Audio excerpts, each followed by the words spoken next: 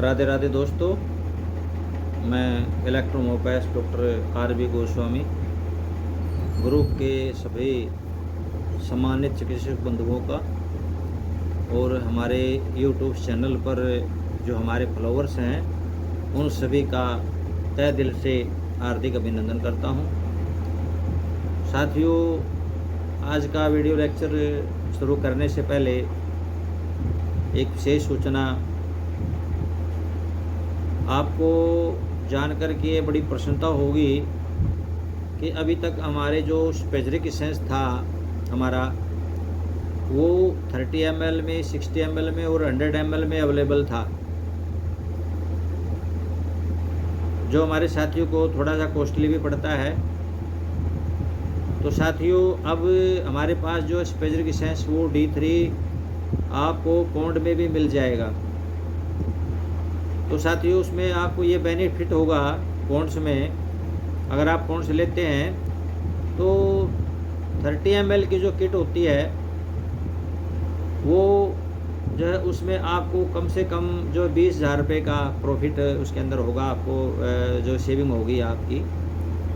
और जो 100 ml की आप लेते थे उसमें आपको साथियों 8,000 रुपये का नेट उसके अंदर जो है बचत उसके अंदर होगी। तो हमने ये कदम अपने साथियों की सेविंग के लिए उठाया है ताकि उनको ज़्यादा खर्च ना करना पड़े और अच्छी क्वालिटी की दवाइयाँ जो है वो उचित मूल्य में उनको सुलभ हो जाए। तो साथियों, अब आप जो है हमारे यहाँ से D3 का जो है वो पौंड्स में भी आप मंगा सकते हैं और बहुत ही सस्ता जो है वो पौंड्स में आपको पड़ेगा।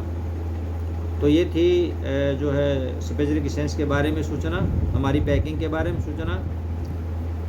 आइए साथियों, पिछले वीडियो में हमने जो है औषधियों पर या मेडिसिन फ्लूइड पर चर्चा की थी, औषधियों के ग्रुप पर भी चर्चा की थी। साथियों, आज हम रोग पर चर्चा करेंगे। इलेक्ट्रोमोपैथी में कितने प्रकार के रोग होते हैं उस पर चर्चा करेंगे। देखिए साथियों, हम पहले भी कई वीडियो में आप लोगों को ये बता चुके हैं कि इलेक्ट्रोमोपैथी में जो है किसी रोग का नाम नहीं होता। मैं पहले भी बता चुका हूँ कि इलेक्ट्रोमोपैथी में जो हमारे लिम्फ और ब्लड जो होते हैं उनका असंतुलन ही रोग का कारण होता है। और दूसरा जो है संक्रमण वगैरह जो हो जाते हैं वो ही रोग के कारण होते हैं। तो इलेक्ट्रोमोपैथी में किसी रोग की चिकित्सा नहीं की जाती है, बल्कि उस रोग से संबंधित ऑर्गन की चिकित्सा की जाती है, उसके फंक्शन की चिकित्सा की जाती है, के साथ साथ में लिम्फ और ब्लड की चिकित्सा की जाती है। तो आज हम रोग पर चर्चा करेंगे साथियों। पहले तो आप ये जान लीजिए कि रोग कितने प्रकार के हैं। देखिए साथियों, रोग दो प्रकार से हमारी बॉडी को प्रभावित करते हैं। एक तो इंटरनल आंतरिक रोग जिनको बोलते हैं, जिनको हम एंडोजेनिस डिजीज़ कहते हैं। दूसरा है बाहरी रोग जिनको एक्सोजेनिस डिजीज़ कहा जाता है, यानी कि बाहरी।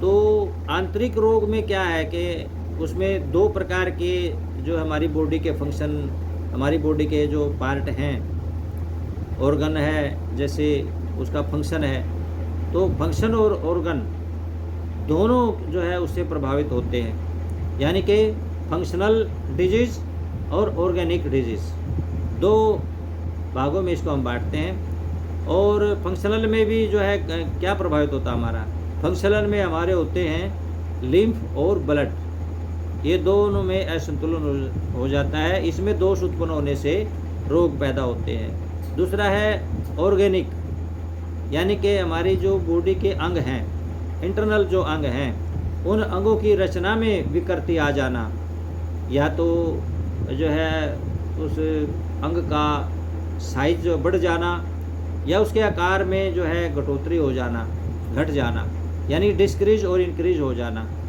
सेल्स का डिस्क्रीज और इंक्रीज होना जो है वो हमारे जो है ऑर्गन के स्ट्रक्चर को प्रभावित करता है।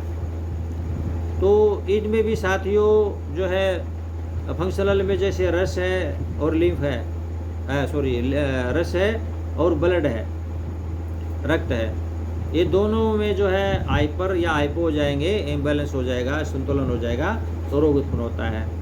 और बाहरी रोग क्या है साथियों? ये बाहरी रोग संक्रमण से जो है, बाहर के संक्रमण से कोई उससे हो जाए, या छुआछात से जो होता है। जैसे अभी कुछ साल पहले तो हमारे देश में, क्या पूरे वर्ल्ड में कोरोना आया था साथियों। एक ऐसी छूत की बीमारी थी जिसके खांसने से भी वो हो जाता था, जिसको हाथ लगाने से भी जो है रोगी संक्रमित हो जाता था। तो संक्रमण से तो दो प्रकार से जो है रोग मुख्य रूप से हैं। एक तो हमारा इंटरनल आंतरिक, जिनको हम एंडोजेनिस रोग कहते हैं। एक जो बाहरी दूसरे तत्वों से जो हमें मिलता है, छुआछात से या बैक्टीरिया वायरस से आने से मिलता है। तो ये दो प्रकार के रोग हैं। तो साथियों, रोग की उत्पत्ति जो है कहाँ होती है? हमारे लिम्फ और ब्लड में दोष आने पर होती है। रस एवं रक्त दोष, भारी संक्रमण दोष, और तीसरा जो है हमारी जो इम्यूनिटी पावर होती है, ओरा पावर जिसको हम बोलते हैं, उसके अंदर अगर कमी आ जाए तो हमें रोग आ सकते हैं, रोग पकड़ सकते हैं। तो साथियों, शरीर में 3 प्रकार के रोग जो है उत्पन्न होते हैं। एक तो फंक्शनल हो गया, दूसरा हमारा ऑर्गेनिक हो गया, और तीसरा जो है हमारा वो संक्रमण, इन्फेक्शियस डिजीज हो गया। तो ये जो है हमारे शरीर में इस प्रकार से रोग पैदा होते हैं। तो साथियों, संक्रमण में जो है 2 प्रकार के भेद होते हैं। एक तो रोग जनक जिनको बोल देते हैं, एक आरोग्य जनक बोलते हैं, यानी पैथोजेनिक, नॉन पैथोजेनिक। पैथोजेनिक कौन से रोग होते हैं साथियों? जो हमारे शरीर में इंटर करते ही रोग के लक्षण उत्पन्न कर दे, उनको हम रोगजनक या पैथोजेनिक संक्रमण कहते हैं। और दूसरा जो है उसके हम आगे बात करेंगे, संक्रमण का जो हमारे पास चैप्टर आएगा। अभी हम जो है फंक्शनल पर जो बात कर लेते हैं। फंक्शनल जो है हमारी बॉडी के अंदर जो है लिम्फ और ब्लड, इन्हीं से जो है फंक्शनल डिजीज क्रिएट होती है, पैदा होती है। तो पहले हम जो है लिम्फ पर बात कर लें। तो देखिए साथी, इस दोष में जो है ना, रस से संबंधित कार्य जो होते हैं ना, जब इसमें दोष आ जाए तो रस से संबंधित कार्य जो से प्रभावित होते हैं। हमारे शरीर में कई प्रकार के बॉडी के अंदर फ्लूइड है, अगर उनमें इम्बैलेंस हो जाए, अगर फ्लूइड में बैलेंस रहे तो हमारा बॉडी जो है, टोन जो है वो नॉर्मल रहेगी, बिल्कुल सामान्य रहेगी। यदि उनमें किसी प्रकार का इम्बैलेंस या असंतुलन हो जाए तो उसमें दोष उत्पन्न हो जाते हैं। दोष जो है पहले क्या होगा? पहले होगा लिम्फ के अंदर, रस के अंदर, उसके बाद फिर वो धीरे धीरे ब्लड में चला जाएगा, और ब्लड से फिर जो है वो सेल के अंदर या टिश्यूज के अंदर चला जाएगा धीरे धीरे। जैसे क्रोनिकता की ओर बढ़ता जाएगा तो फिर हमारे आगे आगे बढ़ता जाएगा। तो हमारे शरीर में जो फ्लूइड है साथियों, जहाँ पर रस बनता है, एक तो देखो जो फीमेल पे होते हैं, फीमेल में जिनको हम बोलते हैं एमनियोटिक फ्लूइड, गर्भाशयक तरल जो जिसको बोलते हैं।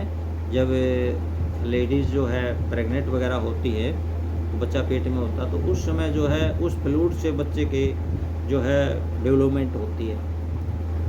बच्चे का घूमना है, डेवलपमेंट होना, जो पोषक तत्व जो प्राप्त होते हैं वो सारे वहीं से प्राप्त होते हैं। दूसरा हमारा जो है सेरेब्रल फ्लूइड है, जो ब्रेन के अंदर जो है होता है, जो हमारी कोशिकाओं को पुष्ट रखता है। और तीसरा जो है एक्स्ट्रावास्कुलर फ्लूइड है, रक्त वाहिनियों में के अंदर जो है फ्लूइड होता है, वो जो है रक्त को फ्लो करने में सहायता करता है, चिकनापन उसके अंदर वो रखता है। दूसरा है हमारा एक सेलुलर फ्लूइड, जो हमारी कोशिकाएं हैं शरीर की। देखिए सबसे छोटी इकाई हमारे शरीर की कोशिका है, सेल है। इसके चारों ओर जो फ्लूइड होता है वो कोशिका को पुष्ट रखता है, उसको पोषण प्रदान करता है, जिससे वे सेल्स जो है अपना रेगुलर का जो है नियमित रूप से जो कार्य वो करती हैं, स्ट्रॉन्ग रहती हैं। और अगला है सीरम फ्लूइड।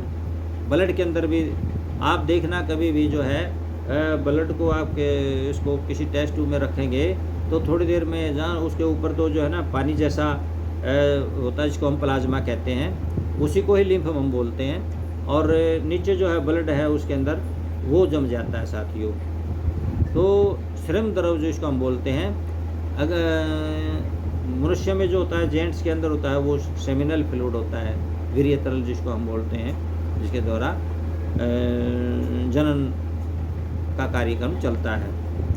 तो एक जो है जोड़ों में, चाहे वो लेडीज़ है या फीमेल है या जेंट्स है, कोई भी है, जोड़ों में जो है इसको हम साइनोवियल फ्लूइड बोलते हैं। जोड़ों के अंदर जो तरल पदार्थ होता है वो घुटनों को आपस में घिसने से जो है बचाता है, हड्डियों को, घुटने की हड्डियों को आपस में रगड़ने से जो है बचाता है, वो ये होता है। तो साथियों, जब इन द्रव के अंदर, इन फ्लूइड्स के अंदर किसी प्रकार का कोई इम्बैलेंस आ जाता है ना, या तो ख़त्म हो जाए या फिर ज़्यादा बढ़ जाए, तो दोनों अवस्था में जो है उस फ्लूइड से रिलेटेड कोई भी लिम्ब है, कोई भी ऑर्गन है, वो इफेक्टेड हो जाता है, वो क्षतिग्रस्त हो जाता है, उसमें रोग उत्पन्न हो जाता है। एक हमारी आँखों के अंदर जो है फ्लूइड होता है जिसको हम इंट्रा ओकुलर फ्लूइड बोलते हैं, जो हमारे जो नेत्र गोलक हैं इनको जो है वो घूमने में जो है सहायता करता है। और किसी प्रकार का कोई धूल मिट्टी कण जब आँखों में चला जाता है तो हमारे शीशे को नुकसान नहीं पहुंचाता है, जो नेत्र गोलक को नुकसान न पहुंचा करके वो उस फ्लूइड के द्वारा जो साइड में आकर के लग जाता है और बाहर निकल जाता है। तो इस प्रकार हमारी आँखों की ये रक्षा करता है। तो ये थे जो है ना जिनको हम रस बोलते हैं, रस से संबंधित रोग। अब आगे आप जो है इस बात पर ध्यान रखिएगा कि कोई भी इस प्रकार का रोग है तो उसे आप जान लीजिए कि ये लिम्फ बढ़ा हुआ है या लिम्फ घटा हुआ है।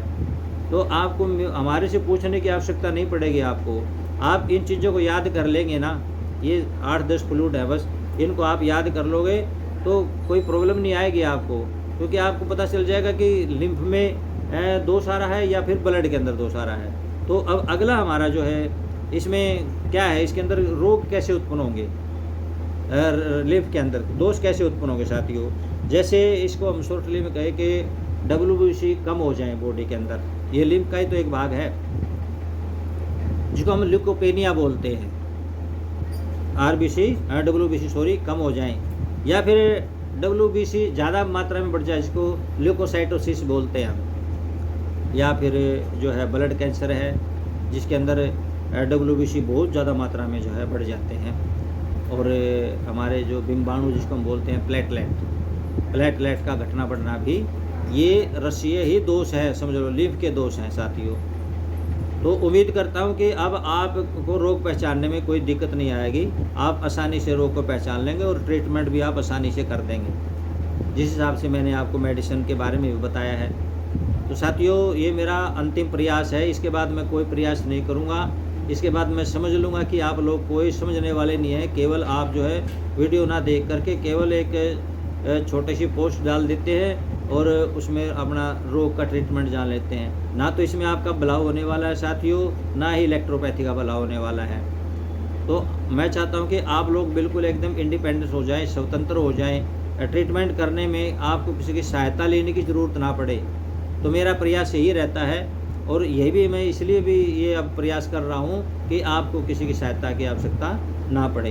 तो अगला हमारा जो है साथियों ब्लड से रिलेटेड जो है दोष जो हैं कौन से हैं। इस दोष में साथियों जो ब्लड से रिलेटेड कार्य जो है वो प्रभावित हो जाते हैं। ब्लड रिलेटेड में जो है ब्लड इम्बैलेंस होने के बाद में जो है हमारे शरीर की जो आर्टरीज हैं, वेंस हैं या ब्लड वेसल्स हैं, ये प्रभावित होती हैं और उनके फंक्शन को जो है ये हाइपो या हाइपर बना देती हैं। यह इम्बैलेंस साथियों हमारे पूरे शरीर की जितनी भी रक्त वाहिनियाँ हैं, ब्लड वेसल्स हैं, उनके भीतरी तरल जो है इंट्रावेनियल फ्लूइड जिनको हम बोलते हैं, उसको ये प्रभावित करता है। हमारी जो ब्लड वेसल्स के हैं साथियों, उसके अंदर जो है देखिए ब्लड हर छोर तक कोशिका के हर कोशिका तक नहीं पहुंच सकता साथियों। ब्लड भी जो है एक निश्चित स्थान पर जा कर के जहाँ ब्लड वेसल्स के रूप में बन जाता है, जहाँ छोटे छोटे ब्लड के जो है वो वाहिनियों के गुच्छे बन जाते हैं, और उसमें जो है वहाँ पर वो जो है उनकी ब्लड वेसल की जो भित्तियाँ होती है, दीवारें होती है, उनके अंदर से छन छन करके जो है वो बाहर दूसरी कोशिकाओं तक पहुँचता है, जिसमें मतलब जो है पोषक तत्व होते हैं, ऑक्सीजन वगैरह जो होती है, जिससे वे सेल जो है वहाँ पर पुष्ट होती हैं। तो ये जो है इंट्रावेनल फ्लूइड हम जिसको बोलते हैं, ये वहाँ पर जाता है साथियों। जब इनके अंदर ब्लड के अंदर कोई दोष आ जाता है तो उसके अंदर भी जो है वो दोष हो जाता है, प्रभावित करता है, जिससे अनेक प्रकार की बीमारियां जो है डेवलप हो जाती हैं। शॉर्टली अगर हम ये कहें कि ब्लड सर्कुलेशन जैसे बढ़ना है या हेमरेज है, रक्तस्राव होना, ये भी ब्लड रिलेटेड प्रॉब्लम दोष है। रक्त की रुकावट जिसको हम एम्बोलिज्म बोलते हैं, थ्रोम्बोसिस जिसमें थक्का जम जाता है, और जिसमें शोक जिसको हम बोलते हैं कि आघात लग जाना एकदम से, ब्रेन स्ट्रोक हो गया है जैसे इस तरह का, और जिसमें साइनोसिस जिसको हम बोलते हैं। साइनोसिस में क्या होता है साथियों, जैसे होंठ है, होंठ नीले पड़ जाएंगे, नाखून है, नाखून नीली पड़ जाएगी, त्वचा है, जैसे त्वचा नीली पड़ जाएगी उसके अंदर। तो रक्त में ऑक्सीजन का जैसे कम हो जाना है, बैलेंस कम हो जाना, तो ये जो सारे हैं ये रक्त से संबंधित रोग के कारण होते हैं इसमें। तो रक्त से संबंधित जो रोग है इनमें भी आप पहचान सकते हो। उसमें जैसे कहीं भी है जो है नीला पड़ गया तो समझ लो कि वहाँ पर ब्लड अशुद्ध हो चुका है वहाँ पर। जैसे जिसको हम पाइल्स बोलते हैं, उदाहरण के लिए ले लेते हैं कि जिसको पाइल्स बोलते हैं, पाइल्स में क्या जा कर अंत में जो हम बड़ी बड़ी वेसल्स जो है बाहर गुच्छे से निकल आते हैं, उसमें वो नीले नीले गुच्छे से निकल आते हैं, तो वहाँ पर ब्लड जो है वो खड़ा हो जाता है, वहाँ पर नहीं चल पाता। तो ऐसे में आप समझ सकते हो कि ये रोग जो है ब्लड से रिलेटेड रोग है। इसी प्रकार जो अर्टिकेरिया वगैरह का है ये भी ब्लड से रिलेटेड रोग होता है। तो इस तरह के कहीं पर जो है रेडनेस ज़्यादा आ रही है वो भी ब्लड से रिलेटेड दोष हो जाता है साथियों। कहीं सोजन है या ब्लड से रिलेटेड जो है वो लाली है, जहाँ पर इरिटेशन जहाँ पर बहुत ज़्यादा संख्या में हो रहा है, मात्रा में होता है, तो उसको हम यही समझेंगे कि ये ब्लड से संबंधित रोग है। तो उसमें आप ब्लड से संबंधित दवा का प्रयोग उसमें करेंगे तो आपको 100% उसमें कामयाबी मिलेगी, इसमें कोई दो राय नहीं है। तो साथियों आज के लिए बस इतना है, क्योंकि वीडियो अभी जो है लंबा बन जाएगा, फिर ज़्यादा जो है बोरियत महसूस होगी। जो है अगली वीडियो के अंदर हम जो है ऑर्गेनिक मेडिसिन हमारी जो है डिजीज़ रह गई हैं और संक्रमण के डिजीज़ रह गई हैं, वो अगले वीडियो में हम आपके सामने फिर उपस्थित होंगे उसको लेकर के। तब तक के लिए साथियों राधे राधे। और जो हमारे साथी नए हैं जो कुछ सीखना चाहते हैं तो हमारे चैनल को सब्सक्राइब कर लें और हमारे वीडियो को लाइक शेयर और उस पर कमेंट ज़रूर करें कि आपको हमारा ये प्रोग्राम कैसा लगा और कहाँ से आप लोग रिलेटेड हैं। अपना पता भी ज़रूर लिखें उसके अंदर कमेंट्स के अंदर। तो आज के लिए बस इतना ही साथियों, राधे राधे।